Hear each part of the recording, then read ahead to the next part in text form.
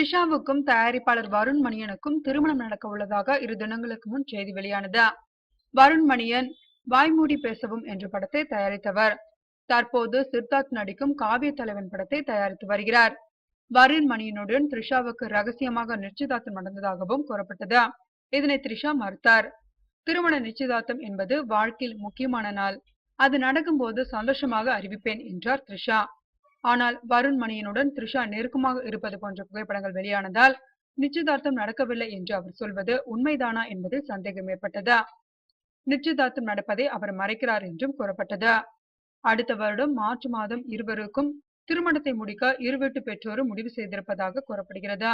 இதனால் சினிமா வட்டாரத்தில் பரபரப்பு ஏற்பட்டுள்ளது. த்ரிஷாவுக்கு வந்த பட வாய்ப்புகள் வேறொரு நடிகைக்கு கைமாறுகின்றன. அத்துடன் ஏற்கனவே ஒப்பந்தம் செய்த படங்களில் இருந்தும் அவர் நீக்கப்பட்டு வருகிறார். உதயம் NH4 என்ற படத்தை எடுத்த மணிமாறன் அடுத்து இயக்கும் படத்தில் நடிக்க ஜெய், த்ரிஷா தேர்வு செய்யப்பட்டிருந்தனர். தற்போது த்ரிஷாவை நீக்கிவிட்டு சுரபியை ஒப்பந்தம் செய்துள்ளனர். இவர் இவன் வேற மாதிரி வேலையில்லா பட்டதாரி படங்களில் நடித்தவர் என்பது குறிப்பிடத்தக்கது.